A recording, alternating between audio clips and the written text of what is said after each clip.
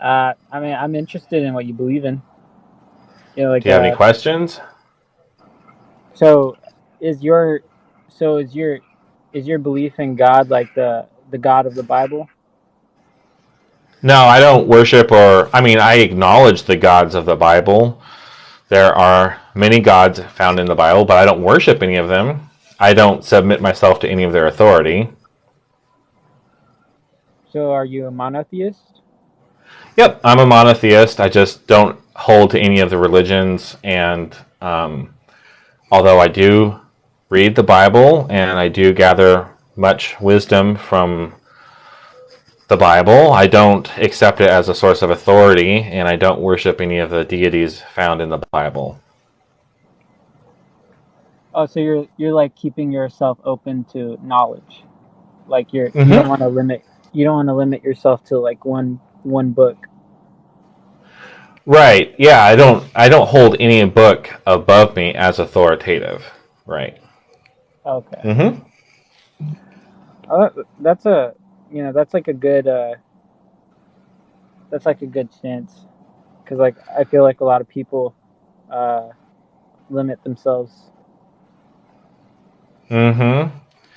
Yeah, there's some limitations you run into when you're so certain of what you believe that you stop being curious and stop asking questions. There's some blind spots there that most people don't consider when they decide to be 100% certain of whatever they believe. Yeah. I mean, I'm pretty certain about what I believe, but at the same time, I'm not going to stop searching. I'm not going to stop asking questions. I believe in and worship the Creator, but there's a lot of ways of expressing that. There are higher and lower ways. There are better ways and other ways. I'm still trying to navigate what that means. So I'm definitely not going to limit myself to like a source material or something like that. Yeah. Yeah, that's pretty much the way I look at it too. Yeah, I was So just interested. Yeah. what's your background? Like what? Everybody has some kind of a reason why they're interested in this kind of stuff.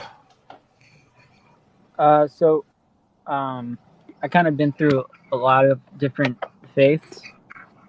Okay. So like Buddhism, I tried that out for a while. I was pretty uh I think the word's dogmatic, where Mm-hmm. like you're very um I was pretty extreme, not gonna lie, Mm-hmm. for every single thing that I did. So Buddhism, I was pretty extreme with that. Hinduism, the reason I got into that was because I did acid a few years Oh, ago. wow.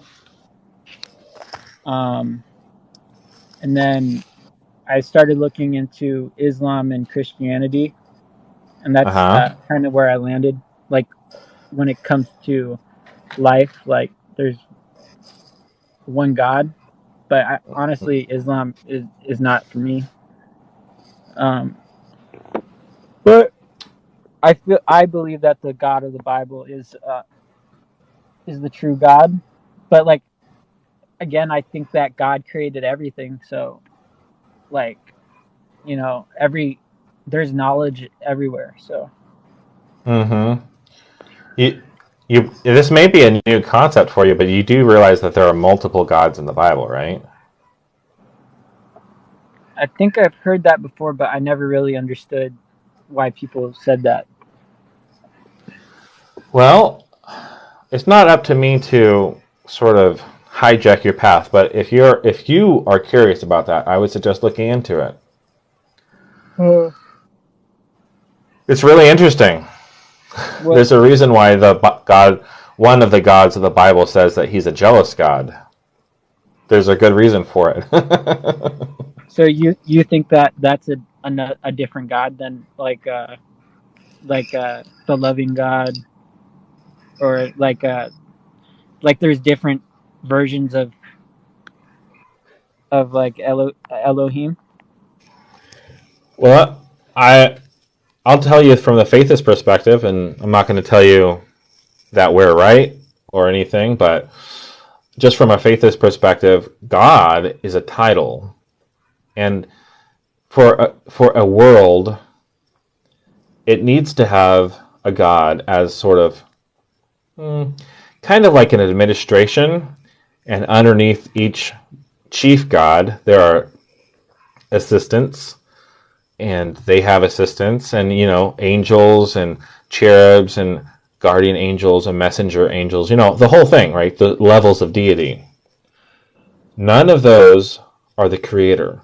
The creator appoints the chief god of each world. Every world has a god, its own administrator, and none of those gods are the creator. And the reason why so many gods appear in the Canaanite pantheon and the Greek and Egyptian and all the different pantheons of the world is because within that administration, you get angels that think they can do a better job than the creator, and they set out to be their own god with their own territory and their own subjects. And you can see at least once, but a couple of times, how the different deities interact with each other in the Bible. Yahweh loses a battle to a different deity, which is interesting. Which one? It's so there's two accounts. There's one account in the Bible of this battle, and the name of the god is not given, but it's a Moabite god. But the city that's mentioned in the Bible has their own record of the story, and I'm pretty sure that they actually give the name of the god, but I don't have that off the top of my head. But we have two sources, one from the Bible and one from the actual city. I could tell you where it's found in the Bible if you're interested. Yeah. Because Okay. I haven't heard of that. It is. I haven't read the whole Bible. Only like I read all the prophets, and then through Leviticus. Past that, I haven't read. Okay. And then Well, the New Testament, of course. it's in 2 Kings, verse 27, is like the climax of the story. That's the part where it talks about how the king offered his son on the wall of the city to their, I think it's Moabite god. Yeah, the Moabites. And then after the sacrifice is made, then their deity shows up in a great tempest and blows, basically turns the battle, and Israel loses the battle and gets pushed out of the territory of this Moabite deity. So it's pretty interesting, and depending on what version, obviously, it'll be harder to sort of decipher that, because in the King James it says tempest or something. But if you look up the word in like a Blue Letter Bible, the actual word in Hebrew, it's very clear. It's talking about a supernatural event. It's pretty cool. So kind of like the Egypt when God went to, like he sent the curses based off of like the gods, like to mock them basically. So like that's I mean, kind of the ten the idea. 10 plagues or something. Yeah. I mean, you can see the play back and forth. Like, here's another example, all right? So when Abraham took Isaac up to the mountain to sacrifice him, the order was given by one deity, and you'd have to look at the original language. I don't prepare for this specific thing, but I've looked into it, and I'm inviting you to look into it. So at the point when Abraham was about to kill Isaac, right, he stopped. And it goes from one sort of title or name of a deity, and when he stopped and intervened and the ram is found in the bush, it's an entirely different title of entity. So we have two entities, one telling him to sacrifice Isaac, and another one telling him not to and providing the sacrifice for Abraham. So that's just another example. Yeah. I mean, I personally, I don't believe that there's multiple gods. I mean, I think that Okay, there's that's like fine. I think that there's like I think there, in my opinion, there's like false gods that people make, but Oh, like imagine. yeah, it yeah, like honestly, like the way that I see it is like there's one universe, so it makes sense there's one God, and like Oh, because you think that God is the creator. That's the one of the yeah, first things that I had to really struggle with, trying to think about God being the highest deity, the creator, the all in all. When I was faced with the position of God being just an administrator of a world, and every world has their own God, and each one of those gods reports to the creator, that was really tough for me to understand. Like, I'm not going to kid so you, that was really a when you say challenge. multiple worlds, are you talking about like like different like people having different realities, or like what do you mean by that? Different planets, different places with their own worlds, their own physical worlds, with other humanoids or other beings that are working their way to the creator as well. So it's like, we're on the same path. We're all trying to go towards the creator, go towards the light, right? Yeah, that's interesting. Yeah, it really is. I mean, to me, I'm not saying this is right, but for me, when I read this perspective, it all started to click. It didn't click right away. I had to think about it, and I had to sort of set everything I'd been told aside. But once it clicked, the whole Bible started to make sense, and all the other religions started to make sense. I'm like, interesting. Here's a book. It's called Escaping Eden. And you can look this up on TikTok. This one lady, she did like a 150 part series about the Escaping Eden. And she goes part by part through the book. And it talks about the different deities and how they interact in the Bible. It's really fascinating. How's the way that you look at the Bible? Like what is the lens that you look at it? Like do you read it as a story, or do you read it as like a like knowledge on different deities, or like psychology? Like what's the way Hmm. that you look at it? Well, I think it depends on what part of the Bible I'm looking at. Like most of Genesis, I would probably say is more for general lessons about maybe psychology or just human experience, I guess. I wouldn't ascribe them as being historical, but they are beneficial because they are part of the human experience. Um, but you're reading the actual histories, Kings, Chronicles, Samuel, and the prophets also go into history and stuff. I guess it depends. I understand that it's a record of people, and I understand that it was written and compiled, and sort of over the 1,000 years or so, established for specific reasons, and every book has an author and an audience. So I guess to answer your question, every book should stand alone, and you should ask yourself, what's this author, this audience, this subject matter? How is all that interacting with the place and time that is taking place? And if you look at each book individually, that would be a really good start. That's how I look at it. But I don't hold it to have any authority. But there's a lot of good wisdom in it. Like the words Yeah. of Jesus, I think the Sermon on the Mount's really good stuff.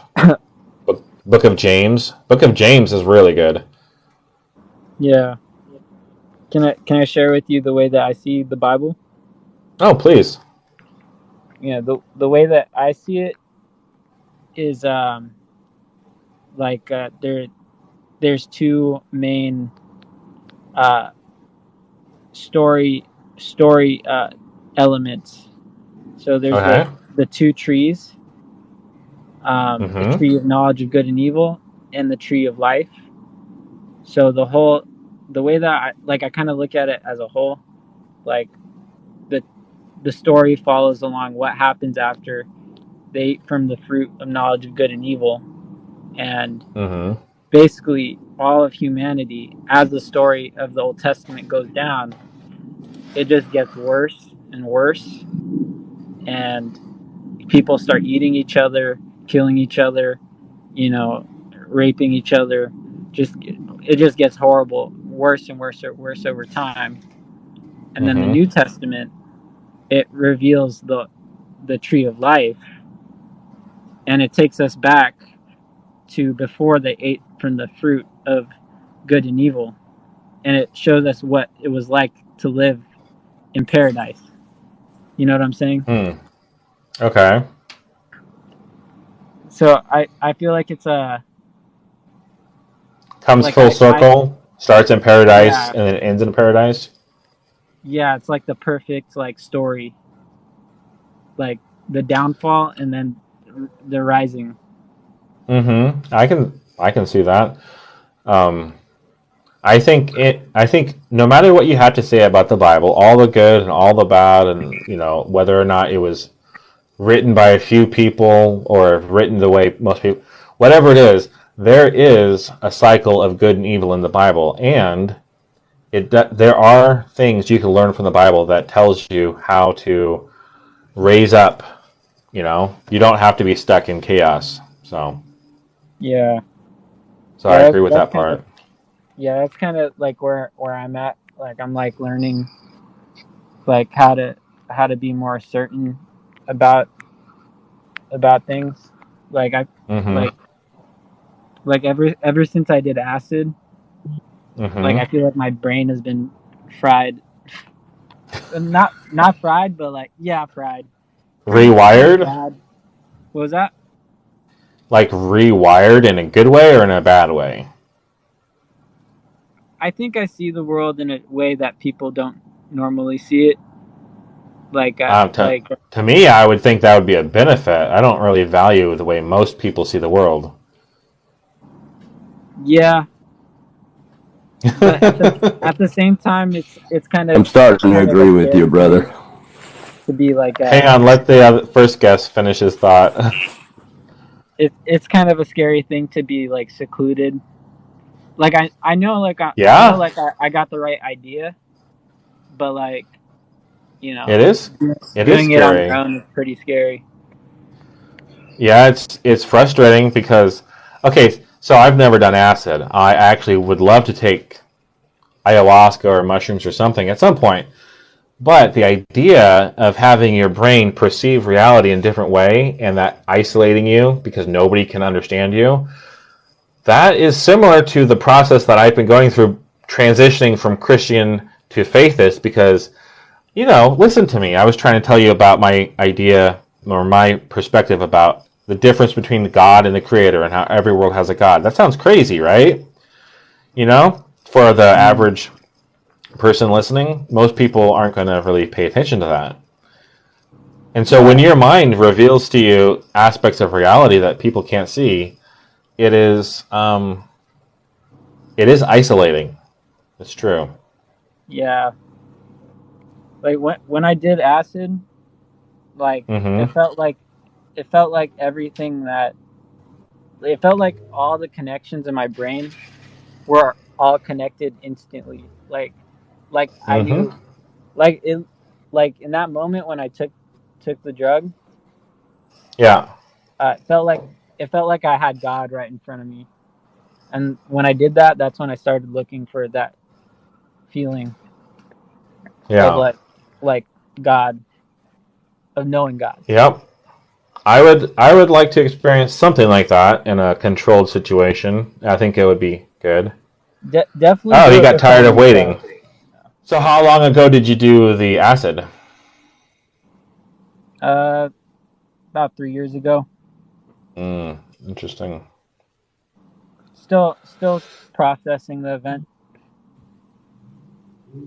Like Yeah. every once in a while, like I'll think back to it, and it's like, Ever plan on doing it again or nah, that was once too is much. what about a more natural, structured way, like doing a ceremony, like an ayahuasca ceremony or something. I might do shrooms. I might do Mm-hmm. shrooms one day, but I did after I did the acid. Yeah. like when I read the Bible before, well, parts of it, it didn't make it didn't make too much sense. But what happens when you take acid is it starts making connections, like, to life. Really, like, it easier for you to make connections between Yeah, things. that's what I've heard. That's Yeah, why I want to do it. yeah, I'd like to it, rewire my brain, actually. It'd be great. yeah. When I read the Bible, I like it took me like a few months to figure it out.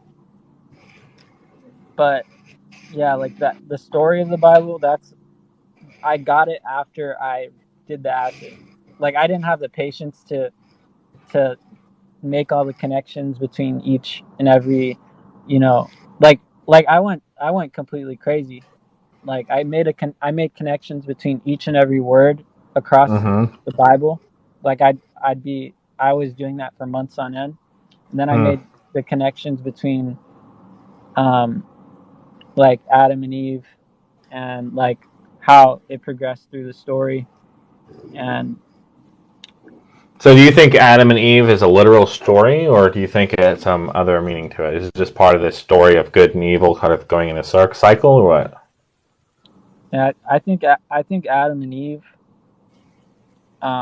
they're like it they play a massive part in the story, because when Yeah, for sure. It's part of the story, but is it a literal part of the story? It's historical, I mean. I don't think it's historical. Okay. I Yeah, it's Yeah, a pretty important part of the story, but I don't believe it was like an actual event.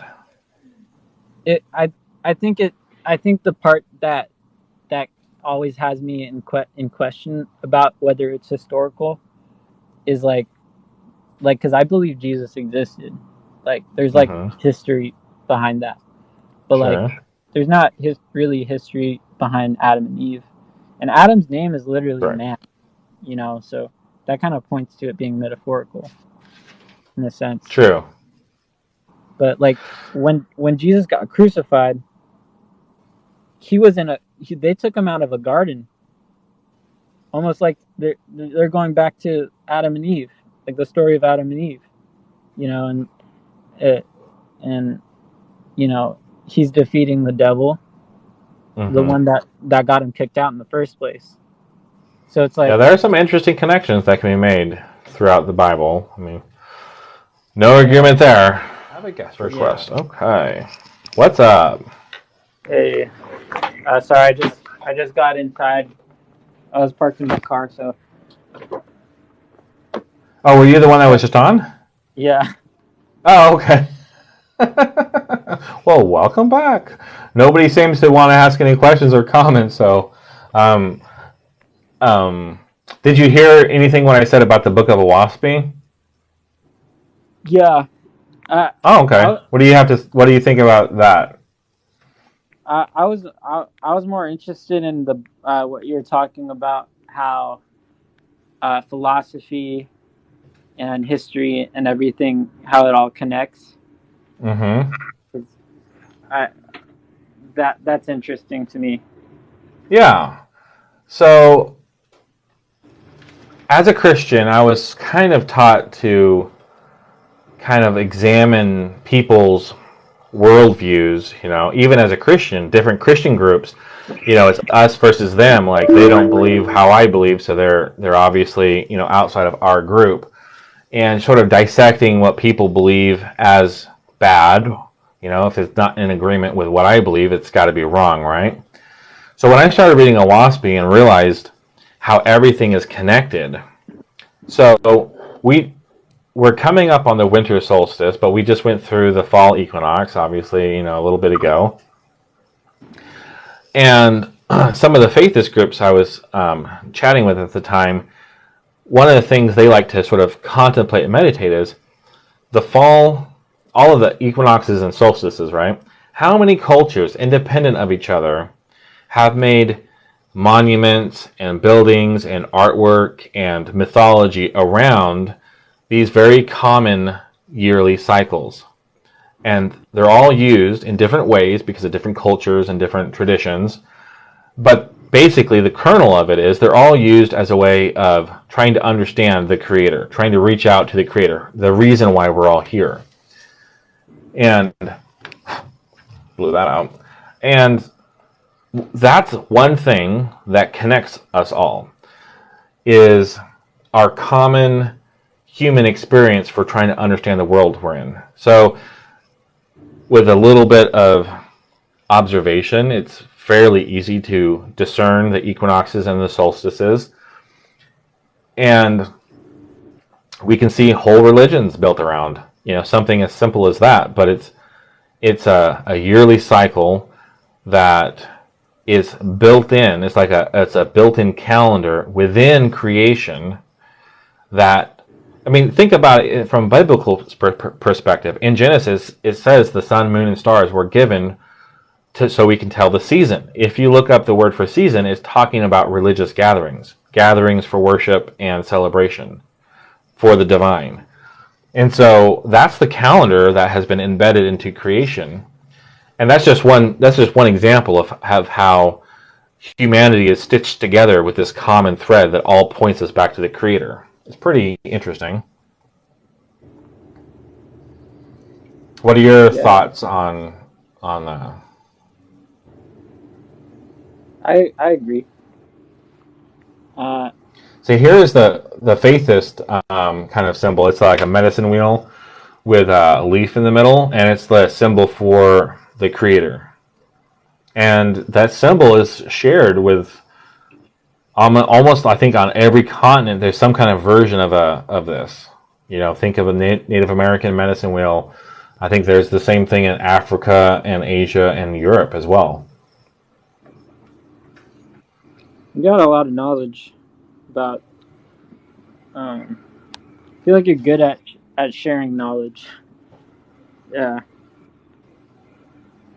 Well, I enjoy knowledge. I enjoy the discourse of knowledge. I enjoy learning. I appreciate your comments, but I can't share, I can only share what I've been. None of it's my ideas, so people have to tell me or I have to read it in books, and think about it. That's why I think these conversations are so important, so we can learn from each other. Yeah, the thing that interested me was when you were talking about, like, one thing that I was struggling with was trying to find a point, like trying to line up like historical events, like as far as humanity, like where should we put our priority in building our historical worldview. Interesting. Because there's a lot of history out there, like, Well, I did mention the flood stories earlier. I think that's kind of an origin story that is shared amongst pretty much the entire world. I was reading a book of Northwest Native American legends, and there's a whole section devoted to multiple different flood stories, and that's just from the Northwest. And you can find cultures from every continent with flood stories, and that seems to be a shared human experience. But you're talking about philosophy, right? Like how to build from, like, try and redefine your question a little bit better so I understand what you're trying to say. Yeah, like what historical events matter to how we got here, like what got us to the point we're at now, and does where should we prioritize our history, like that's one thing that I feel like is important, because sometimes like people will get stuck on one portion of history, and just that's their whole life, like, remember when this happened, but like in my opinion, it's like you need to have a timeline of, what, I mean, honestly, I'm not sure how important it is, but to me it seems like it's important. I think it's important in a way. It would be nice to know what the true history is. I've had friends, and we've gone around in circles over, I don't know, have you heard of the mud flood? No. Well, that's an interesting little rabbit trail, and then there's also the idea that time has been compressed, and we're not actually in 2022. We're in maybe 1,000 years earlier than that, or those are interesting things to think about. Yeah, It it's would not be something. nice. Yeah, I mean, it would be nice to know the true history of this world in a definitive way, and understanding what pieces of history have been manipulations and what pieces of history are true. But I'm not sure how beneficial it is. So from everything I've looked into, there's lots of interesting things to look into. It kind of seems like a distraction. I think that history has been so fragmented and manipulated and deleted and added to that I'm not sure if we could ever get to the bottom of it. And the truth is, all we have is this very present moment. And how are we going to build up our own history, our own life? How are we going to grow ourselves into the person that we aspire to be? That's kind of where I'm at the moment. I like the Book of really good Waspy. take. That's a really good take. It's taken years and years and years of frustration and contemplation to be at peace with the mystery of history. The mystery of history. Owaspy covers 30,000 years of human history. And I'm fairly confident that it has a high reliability because of all the cross-referencing and the studying and the, Googling until my fingers bleed kind of thing. But ultimately, if the history part of it was totally wrong, I would still be fine with it because the principles that are in the book help build my life right now to be a better version of myself. That's why I like the Book of Owaspy, because I like the history of it. I think the history is accurate to the best of my ability to verify it. But the concepts of selfless love and how to live in a community and how to undo all of this programming that I was basically taught as a Christian. And I'm not dissing Christianity. That's the way it is. It just seems like it's the institution of Christianity promotes some ideas that aren't in line with my values anymore.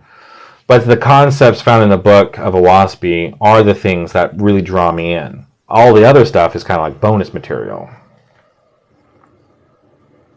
Yeah, there's a lot of really bad, there's a lot of really bad ideologies put out there by Christians today that can make it really tough to find your way and still be accepted, because like some things like are just it's just words, it's just like it's just like a it's just a common phrase that people say, and it's really not really helpful. What's So that? like it's just I don't know the right word for it, but there's a lot of like not substantial, life advice, being put out there. And the sad truth is, if I were to ever become a Christian and trying to share my knowledge openly, I would be ostracized and rejected as Antichrist. Because I know this because people who are Christians still who are scholars and professors and linguists, and they have spent 10 or 15 years learning their information, and now they're trying to share it from a Christian point of view, are not being accepted. They're saying stuff like, everybody with an education knows, it's common knowledge that A, B, and C is what the Bible is trying to say, on any given topic. They'll expound on it and give all of their knowledge about it. And then in the comment section, you have Christians coming on telling the Antichrist, and they are not, they don't have the Holy Spirit, and they're not saved. And it's frustrating because it's nice to see that information getting out there, but then when you see it being rejected, it just shows that the institutional sort of like frame of mind of the common person sitting in the pews, they're not interested in the truth of what the Bible says. They're more interested in the culture of where they find themselves. You know what I mean? Like, yeah. So that's frustrating. That's one thing that bothers me a lot. Like how people say, "Oh, you don't have the Holy Spirit," But like people are trying to find their way there. So why would you say something like that when you could, give them information to push them forward, or Yeah. And I guess it depends on the context. Like sometimes. Well, yeah, and it's not like all Christians are like that. I have some really good Christian friends that are open-minded and very encouraging, and encouraging me to do my own study and my own conclusions, and wanting me to sort of take that adventure of truth seeking. But honestly, it's hard to find those people. Most people are more interested in conformity of thought, conformity of doctrine. And if you disagree, then it's like a fight, It's like, out come the claws. It's frustrating, but that's the way it is. Have you seen the movie The Matrix? Yeah. Bro. That's how I feel. That's how I feel about today. Like if you say something that's, against what people believe, then everyone's turning into Agent Smiths, basically.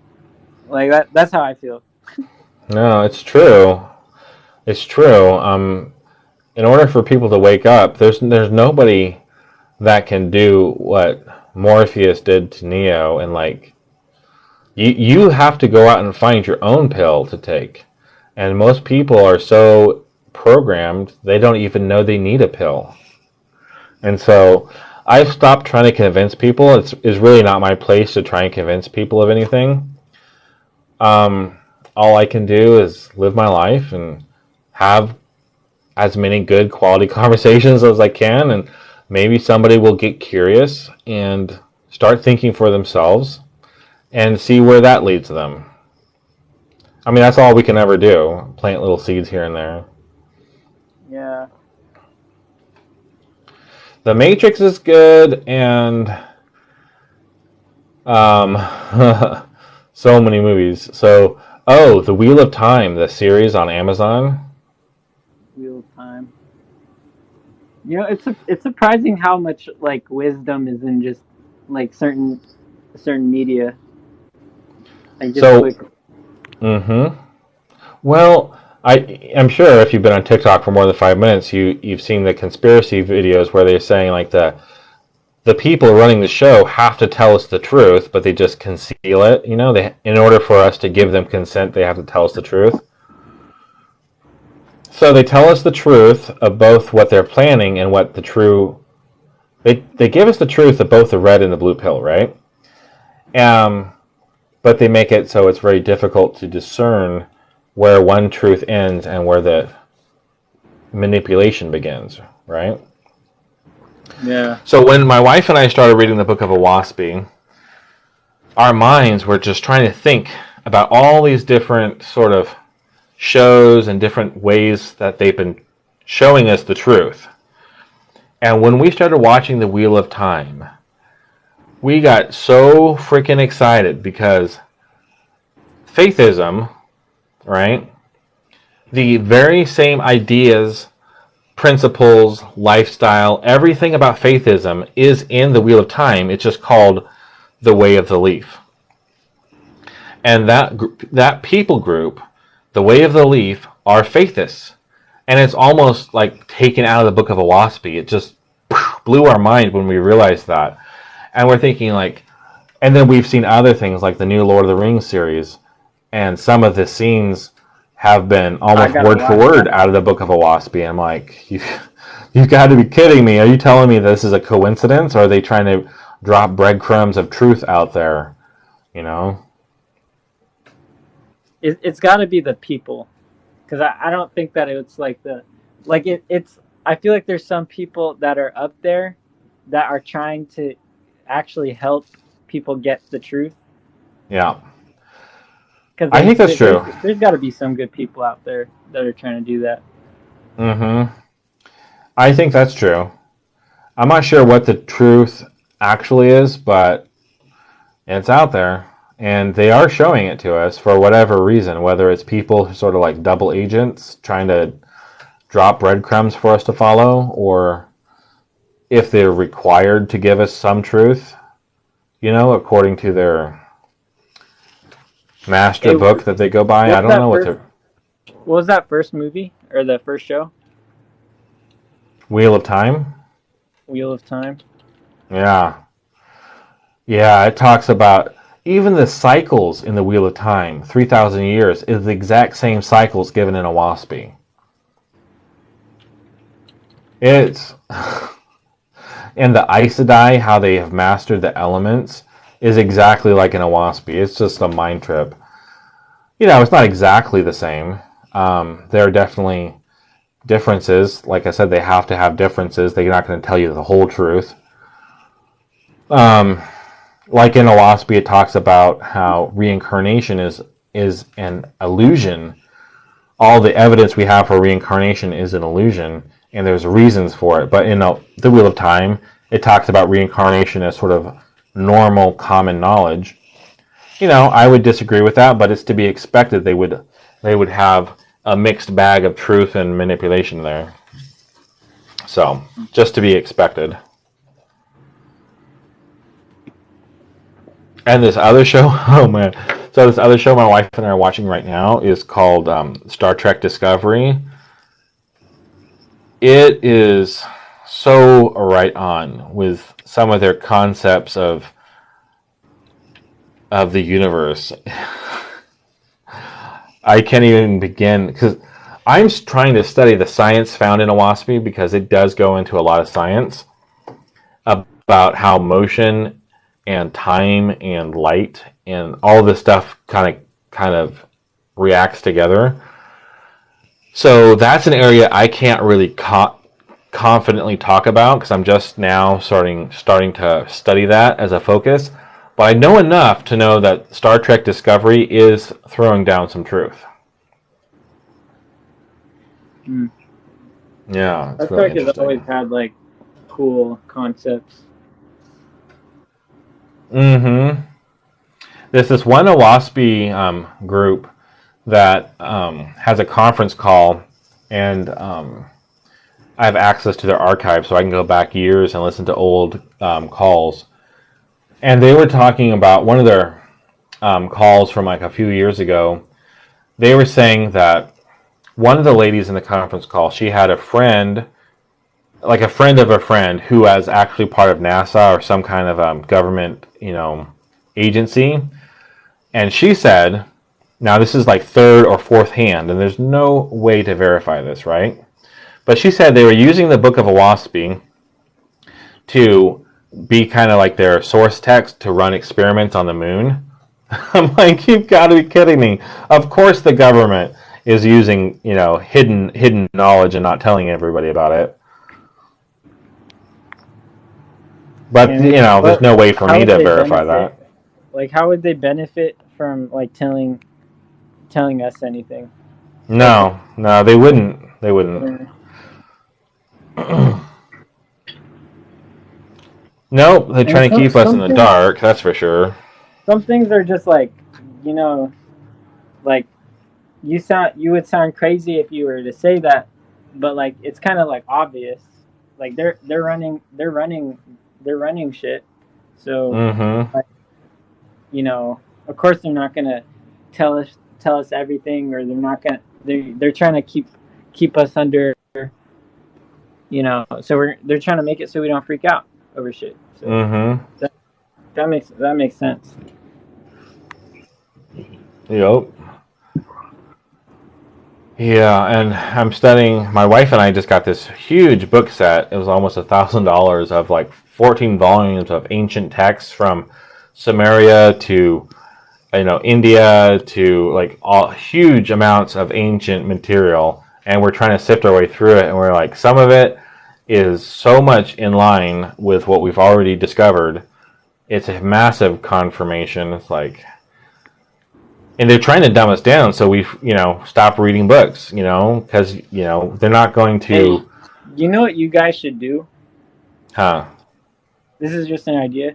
You guys should open up like because it sounds like you guys have like a lot of like information on like and like books and stuff. You Mm-hmm. should open up a website, and like a website or like a store where you can like lead people to like the books that gave you like the knowledge that you have.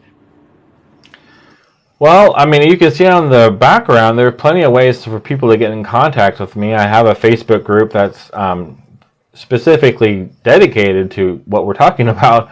Not Oh, very many people are that interested, so I mean, it's fine. I don't expect there to be a huge interest, but on YouTube, I publish a lot of conversations I have on TikTok. I've talked to atheists. I've talked to theosophists, Norse pagans. I've talked to Catholics, and we're all like sharing our knowledge and trying to connect these dots and trying to share each other's perspectives and trying to figure out like where the commonalities are. It's there's not a lot of conversations. I think there's 7 at the moment, something like that. But I'm trying to make this material. I'm not producing it in a way that's entertaining or professional, but the conversations are valid human experiences, and if anybody wants it, it's there. So I'm trying to yeah. join your group, but I don't know which one, where it is. If you go to the YouTube channel, there's an actual link for Facebook. I tried putting a link for Facebook on the bio of TikTok, and that didn't work. But if you search for Faithist Ministry, or I can't remember, it might be plural, ministries, it should come up. It should come up. And All right, that's just a page where I publish videos and articles. But if you put a comment there on any of the articles saying you want to join the study group, then I would add you to my friends list on Facebook, and then add you to the study group's a private group. It's kind of so that we can be selective about who joins it, so that we don't get a bunch of bots or something there. But yeah, I mean, so far it's all brand new, so there's not very many people in the study group, and we have never actually met all of us together as an entire group because everyone has different schedules. But it's a beginning, it's a start. Most of the people in the study group are not Faithists. There's just people wanting to learn. Using a WASPy is kind of like, if you think about it like this, right? So a WASPy, one of my friends made a really good point. If you have a jigsaw puzzle, right, with all these different pieces, all fitting together, a WASPy is like the middle piece connecting all these other pieces together. The ones that, from this corner to that corner, look totally unrelated because they're at opposite ends of the puzzle, and right here is different and right here is different, but you have a central piece that connects everything together. that's what his conclusion was this, and he's a theosophist. He said that it connects all these different traditions and religions and philosophies and ideas together, and he has yet to find any kind of contradiction so far, which is pretty encouraging. That's interesting. Mm-hmm. So what does it connect? It connects the Bible, connects what else? Okay. Let's hear the major topics it talks about. It picks up the human experience. So humanity's been around for a while, but it picks up the story of humanity about 30,000 years ago. That's about the time, in this cycle anyways, when humanity was starting to sort of become more spiritually minded, like aware that we are creations. We're the only species on Earth that we know of that actually is aware that we're created. We're self-aware. We're sentient beings in that respect. So 30,000 years ago is sort of when that process began in a very sort of the beginnings of a sophisticated process of becoming spiritual. So it outlines sort of the history of humanity. It outlines creation and how all that works, the science behind it. It connects the, like I was saying, the stories of the flood. It connects the different religions. That gives the origin stories for a lot of the major religions.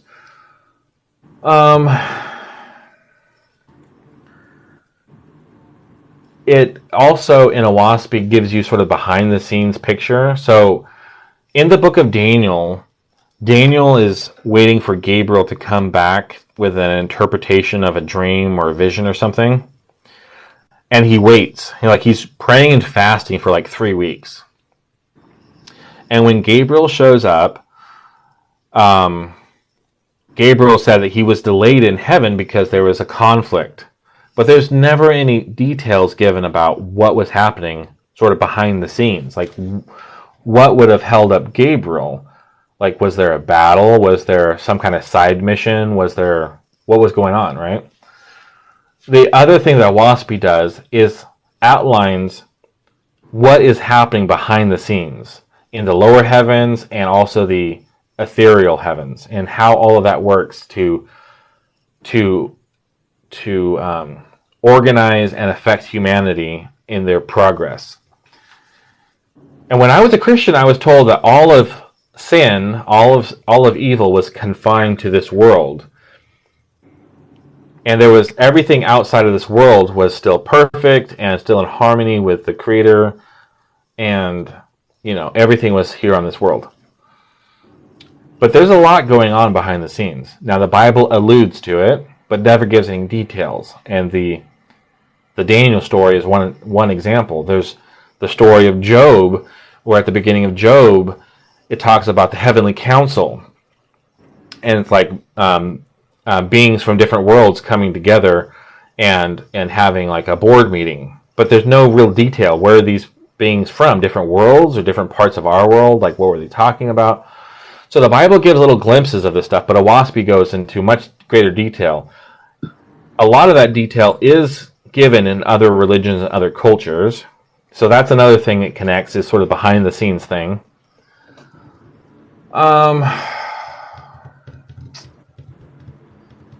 Those are the major things. Science, the origins of religion, behind the scenes, sort of what's happening in the unseen world, and the origin of language, origin of sort of human development.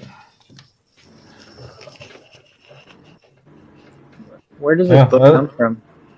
That's a good question. Is this a Apocrypha? It